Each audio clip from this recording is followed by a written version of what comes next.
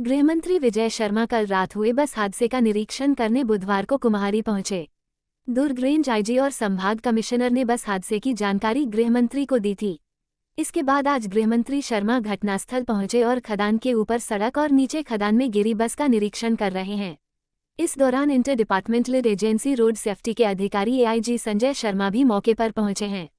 उल्लेखनीय है कि मंगलवार देर रात कुम्हारी के केडिया डिस्टिलरी में काम करने वाले 40 कर्मचारियों को लेकर एक बस डिस्टिलरी से खपरी की ओर जा रही थी।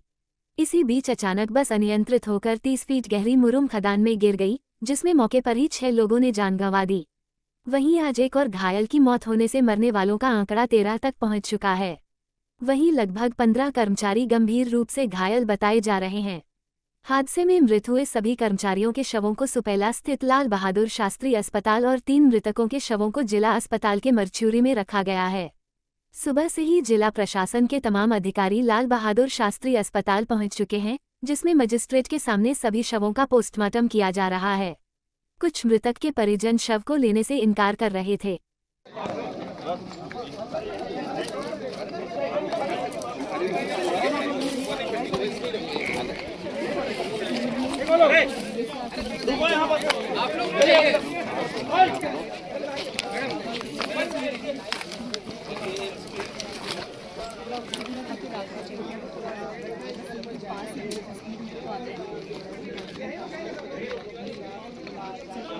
स्लोप वाले किसी जगह होता तो थोड़ा एक दो बार अरे आ जाओ कहीं यहाँ उस वाले तो बहुत धीमे थी और अरे पलटी है मतलब गिरते गिरते ही पलट गई तो सीधा फुल मतलब टर्न होके एकदम उल्टी होके पड़ गई। थोड़ी ज़्यादा स्पीड होती तो सर आगे आती।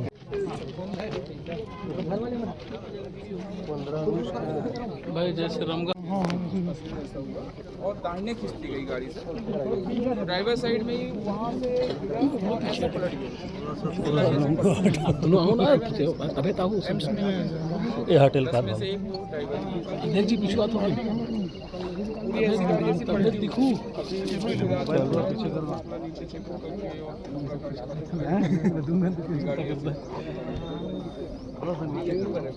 पहले थोड़ी यहाँ पे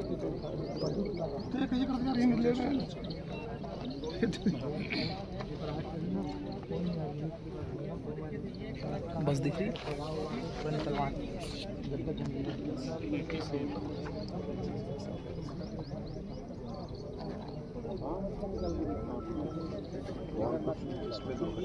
भी स्पष्ट किया गया है केडिया कंपनी को कि इस मार्ग का उपयोग अब नहीं करेंगे, वो दूसरा मार्ग रखेंगे। जिस मार्ग का उपयोग करेंगे उसका मेंटेनेंस वो करेंगे।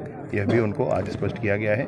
आदरणीय विधायक जी के नेतृत्व में और सेवाड़ा जी के नेतृत्व में एक बैठक कुम्हारी में कल परसों में होगी, जिसमें कंपनी का मैनेजमेंट होगा, विधायक जी होंगे, प्रशासन होगा और स्थानीय लोग होंगे। संदर्भ में मैंने कहा कि कंपनी वालों से मेरी बात हुई, एक कुछ 10 लाख रुपए का प्रति परिवार उन्होंने देने की बात कही है। दूसरा उन्होंने कही है कि हर एक परिवार को एक नौकरी दी जाएगी, ये हम लोगों ने निर्धारित कराया उनसे। तीसरा ये है कि ग्रुप में भी इनका इंश्योरेंस हुआ है तो उससे भी सहायता होगी। चौथा ये है कि बस का भी इंश्योरेंस लाइव है। सुनील करके कोई हैं जो बस के मालिक हैं, उनसे भी उन्होंने भी प्रशासन को जानकारी दी है, तो वो अलाइव है। तो अलाइव है तो उसमें भी कुछ परिवार को सहायता होगी। और सरकार की तरफ से जो आप कह रहे हैं, उस सरकार की तरफ से भी मैं आपसे फिर से कह रहा हूँ, चुनाव का समय है, आयोग से चर्चा करके और जिस तरीके से सहयोग किया जा सकेगा वो किया। 40 साल से गड्ढे अभी प्रशासन का ध्यान। एम्स में लोग भर्ती हैं, उनमें से 2 की हालत थोड़ी गंभीर है, बाकी सब स्टेबल है। गुरमुख करके ड्राइवर हैं, मतलब पहले दूसरी सूचना थी, अभी वो पता चला कि ड्राइवर हैं वो, उनसे बात भी हुई मेरी। तो वापस आते समय वो बता रहे थे कि बस का लाइट बंद हो गया और फिर उन्होंने ब्रेक लगाया तो शायद रोड की वजह से या जैसे भी ये हादसा हुआ। कंपनी वालों को भी बुलाए थे, अभी उनसे भी बात हुई, केडिया वालों से, उनकी ही बस है। आरटीओ वालों को भी बुलाए थे, उनसे भी बात हुई। तो अभी इसका इंश्योरेंस तो बस का है और फिटनेस भी है, वो अलाइव है दोनों। दूसरा कंपनी से बात हुई तो उन्होंने ग्रुप इंश्योरेंस भी कुछ कर रखा है, तो बस का इंश्योरेंस है, ग्रुप का इंश्योरेंस है और कुछ कंपनी ने कुछ अपनी तरफ से कहा है कि वो कुछ सहायता राशि सबको करेंगे। साथ ही साथ प्रत्येक परिवार जो चाहेगा उनको एक नौकरी भी देंगे। इसके अतिरिक्त भी सरकार भी चिंता कर रही है। आज माननीय मुख्यमंत्री महोदय एम्स भी पहुंचे हुए हैं। उन्होंने बहुत स्पष्टता मुझसे कहा है कि सारी परिस्थितियां समझकर मैं आऊं और उसके बाद आयोग से बात करके जो संभावनाएं जैसी स्थितियां होंगी उस तरीके से आगे बढ़ा जाएगा। जांच committee For more news updates, do subscribe, like, share and comment. Clipper 28.